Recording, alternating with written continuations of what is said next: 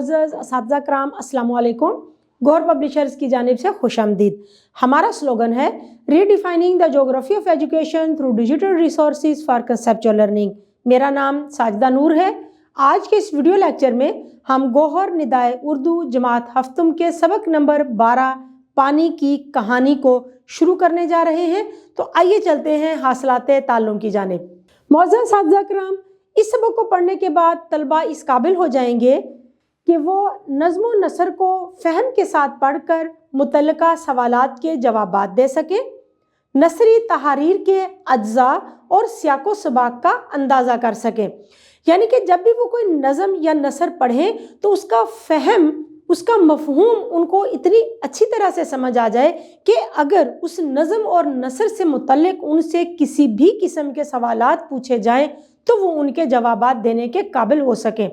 وہ سوالات معروضی شکل میں بھی ہو سکتے ہیں اور وہ سوالات طویل سوالات بھی ہو سکتے ہیں، مثال کے طور پر خط لکھنا، مضمون لکھنا، کوئی مکالمہ یا کہانی لکھنا۔ اس مقصد کے لیے اب ہم نے بچوں کو تیار کیسے کرنا ہے؟ جب سبق پڑھا رہے ہوں تو اس دوران بچوں سے سوالات پوچھنے ہیں۔ اس سے دو فائدے ہوں گے۔ ایک تو یہ کہ ہمیں پتہ چل جائے گا کہ آیا بچوں کو سبق کا مفہوم سمجھ میں آ رہا ہے یا نہیں، اور دوسرے یہ کہ تمام بچے توجہ کے ساتھ سبق پڑھ رہے ہیں، سن رہے ہیں یا نہیں۔ اس کے ساتھ دوسرا جو پوائنٹ ہے وہ یہ ہے کہ نثری تحاریر کے اجزاء اور سیاق و سباق کا اندازہ لگا سکیں۔ یعنی کہ اگر سبق کے اندر میں سے انہیں کوئی نثری تحاریر دے دی جائیں تو انہیں معلوم ہو سکے کہ یہ تحاریر سبق کے کس حصے میں سے لی گئی ہیں، کس سبق میں سے لی گئی ہیں اور ان کا سیاق و سباق کیا ہے۔ یعنی کہ ان تحاریر سے پہلے اور اس کے بعد آنے والے اقتباسات میں مصنف نے کس معاملے پر بات چیت کی ہے اور کیا بات کی جا رہی ہے۔ اس مقصد کے لیے جب بھی بچوں کو پڑھائیں تو جب آپ ایک اقتباس پڑھائیں تو اس میں سے کوئی ایک لائن، کوئی ایک فقرہ لے کر بچوں سے پوچھیں کہ اس کا مفہوم بیان کریں۔ تو اس طرح سے بچے اس قابل ہو جائیں گے کہ جب ان کو پوری کتاب میں سے آپ کچھ مخصوص فقرات یا عبارات ان کو دیں گے تو وہ ان کو پہچان کر سیاق و سباق کے ساتھ ان کا مفہوم بیان کرنے کے قابل ہو سکیں گے۔ کسی موضوع پر مضمون لکھ سکیں 250 الفاظ۔ بچوں کو جب جملے بنانا آ جاتے ہیں تو پھر وہ اس قابل ہو جاتے ہیں کہ وہ پیراگراف لکھیں اور اس کے بعد پھر مضمون لکھیں۔ مضمون لکھنا تخلیقی لکھائی ہونی چاہیے، لیکن اس کے لیے ہم نے کرنا یہ ہے کہ بچوں کو سب سے پہلے یہ بتائیں کہ مضمون لکھتے ہوئے ہم نے کون کون سے اصول و ضوابط کو اپنے سامنے رکھنا ہے۔ جب بھی کوئی عنوان دیا جاتا ہے تو سب سے پہلے اس عنوان کا تعارف لکھا جاتا ہے، اس کا مفہوم واضح کیا جاتا ہے، اس کی اہمیت بیان کی جاتی ہے، اس کے بعد پھر اس کے خوبیوں اور خامیوں کا مقابلہ کیا جاتا ہے، اور پھر آخر میں جب ہم نتیجہ پر پہنچ رہے ہوتے ہیں تو وہاں پر ہم نے اپنی ذمہ داری کے بارے میں بات کرنا ہوتی ہے کہ ان ساری چیزوں کو سامنے رکھ کر اب ہمارا اخلاقی فرض کیا ہے، اس میں سے کیا اخلاقی نتیجہ نکلتا ہے، ہمیں کیا کرنا چاہیے، ہمارا کیا کردار ہے۔ تو جب بھی کوئی مضمون لکھیں تو جو بھی عنوان دیں اس کے بارے میں بچوں کے ساتھ اہم نکات پر بحث ضرور کریں۔ جب آپ اہم نکات پر بات چیت کریں گے تو بچوں کے سامنے ایک نمونہ آ جائے گا اور وہ ان نکات کو لکھ لیں گے اور انہی نکات کو سامنے رکھ کر وہ مضمون لکھنے کے قابل ہو جائیں گے۔ مثال کے طور پر ہم پانی کی اہمیت کے بارے میں مضمون لکھنے جا رہے ہیں تو سب سے پہلے ہم نے پانی کی اہمیت کے بارے میں بات کرنا ہے کہ پانی ہمارے لیے زندگی کی کتنی بڑی اہم چیز ہے، اس کو کہاں کہاں سے پانی حاصل کیا جا سکتا ہے، کیا اس کے فوائد ہیں، کیسے ہم نے اس کو استعمال کرنا ہے، اور آج کے دور میں پانی کی کس وجہ سے کمی پیش آ رہی ہے، وہ کون سی وجوہات ہیں جن کی وجہ سے پانی کی کمی کا سامنا کرنا پڑ رہا ہے، اور اس کے بعد پھر اختتام پر ہم نے لکھنا ہے کہ ہم اس مسئلے پر کس طرح سے قابو پا سکتے ہیں۔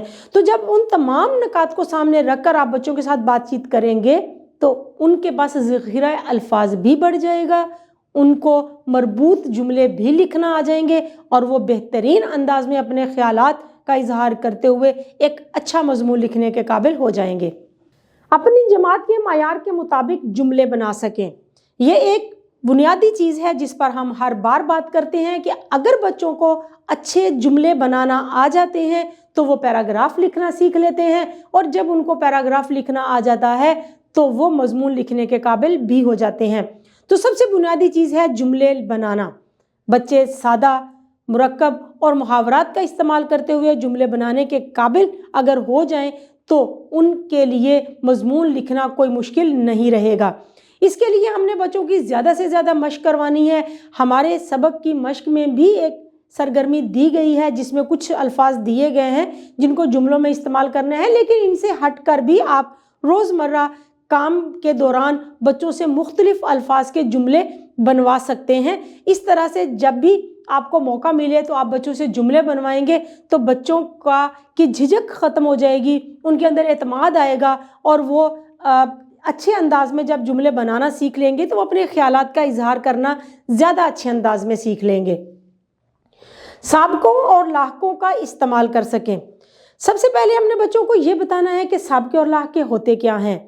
अल्फाज का वो छोटा सा एक ग्रोह होता है, वो अल्फाज जब हम किसी लफ्ज़ के शुरू में लगा देते हैं तो उसके मानी बदल जाते हैं, और जो लफ्ज़ के शुरू में लगाते हैं वो साबके होते हैं, और जो किसी लफ्ज़ के बाद में लगाते हैं वो लाहके होते हैं।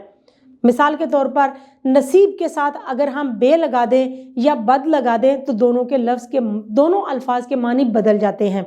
इसी तरह से अगर हम खुश के साथ पसंद लगा दें, अमन के साथ पसंद लगा दें तो खुश पसंद, अमन पसंद, खुद पसंद तमाम अल्फाज के मानी बदल जाएंगे। तो बच्चों को इसकी ज़्यादा से ज़्यादा मशक करवाएं, बड़ी खुशी के साथ, बड़े अच्छे माहौल में ये मशक करवाई जा सकती है। आप कमरा जमात में बच्चों के दरमियान में मुकाबला करवा सकते हैं साबके और लाके, और उनका जुमलों में इस्तेमाल या किसी भी साबके को इस्तेमाल करते हुए ज़्यादा से ज़्यादा लफ्ज़ बनाना बच्चे सीख जाएंगे। तो ये एक बेहतरीन सरगर्मी हो सकती है। इबारत नज़्म व नसर को मंशा व मकसूद के हवाले से समझकर दुरुस्त उतार चढ़ाव और रवानी से पढ़ सकें। यानी कि जब भी कोई इबारत पढ़ें तो वो दुरुस्त तलफ़्फ़ुज़, दुरुस्त उतार चढ़ाव के साथ और मंशा और मकसद सामने रखकर उसको पढ़ सके। यानी कि उन्हें ये भी मालूम हो कि जो वो पढ़ रहे हैं उसका मकसद क्या है, शायर ने वो नज़म क्यों लिखी है, उसका मरकज़ी ख्याल क्या हो सकता है, और मुसन्नफ़ ने अगर कोई कहानी लिखी है, कोई मज़मून लिखा है तो उसका मकसद क्या है वो लिखने का। ये सारी चीज़ें सामने रखकर जब बच्चे कोई भी इबारत नज़म या नसर की सूरत में पढ़ेंगे तो उनका लुत्फ़ दोबाला हो जाएगा। अपनी जमात के मयार के मुताबिक इबारत सुनकर अहम नकात से मुतल्लिक मालूमात, मुशाहदात और ख्यालात बयान कर सकें। यानी कि जब भी वो कोई चीज़ सुने तो उसके अंदर जो अहम नकात हैं उनके बारे में वो अपने ख्यालात बयान कर सकें, अपने मुशाहदात बयान कर सकें, अपने उनके क्या एहसासात हैं वो बयान कर सकें। यानी कि उनके अंदर ये एतमाद आ जाना चाहिए कि जब कहीं कोई गुफ्तगू हो रही हो तो वो बेहतरीन अंदाज में उस गुफ्तगू में शामिल हो सकें। इसके लिए जब हमने बड़े प्लेटफॉर्म के लिए बच्चों को तैयार करना है तो उसकी इब्तदा हम कमरा जमात से करेंगे।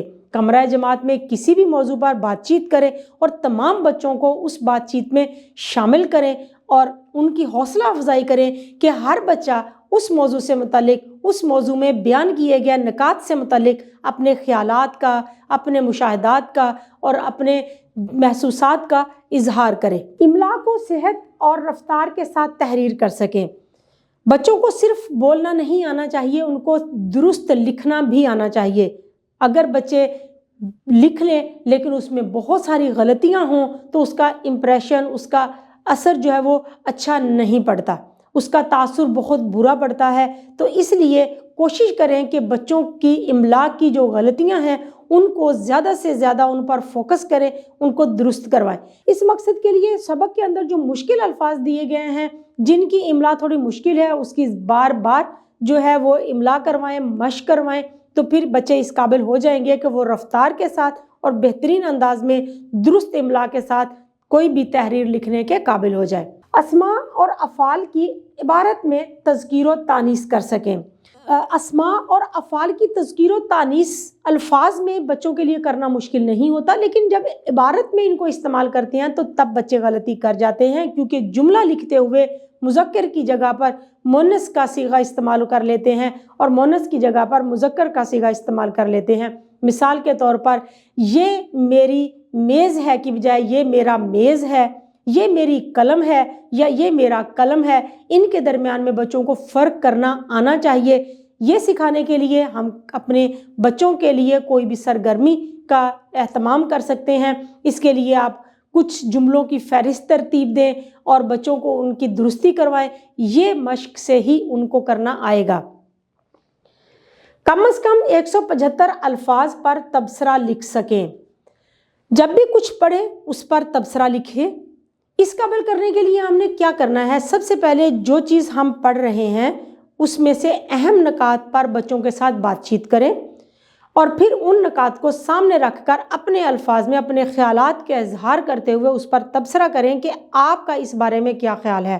مثال کے طور پر ہم پانی کی اہمیت کے بارے میں اگر کوئی اقتباس پڑھ رہے ہیں تو اس کے اندر پانی کی اہمیت کے حوالے سے جو نکات دیے گئے ہیں ان پر بچوں کے ساتھ بات چیت کریں اور پھر اس کے بعد بچوں سے کہیں کہ اب وہ تبصرہ خود لکھیں۔ تو اس طرح سے بچے اس قابل ہو جائیں گے کہ اگر ان کو کوئی بھی اور عنوان دے دیا جائے یا کوئی بھی اور اقتباس دے دیا جائے کہ اس کو پڑھ کر تبصرہ لکھیں تو بچے ان کا مفہوم آسانی سے سمجھ لیں گے، کیونکہ بار بار مشق کرنے سے ان کے پاس ذخیرہ الفاظ آ جائے گا، ان کے پاس جملے بنانے کا فن آ جائے گا اور وہ ہر طرح سے جو ہے وہ بہترین تبصرہ لکھنے کے قابل ہو جائیں گے۔ معزز اساتذہ کرام، امید ہے کہ آپ کو آج کا یہ ویڈیو لیکچر بہت اچھا لگا ہوگا۔ آپ کی مدد کے لیے ہماری ویب سائٹ www.gohar-publishers.com پر بھی scheme of studies, lesson plan اور ماڈل پیپرز دیے گئے ہیں، آپ وہاں سے بھی مدد لے سکتے ہیں۔ انشاءاللہ اگلی ویڈیو میں اگلے لیکچر کے ساتھ پھر ملیں گے، تب تک کے لیے اللہ حافظ۔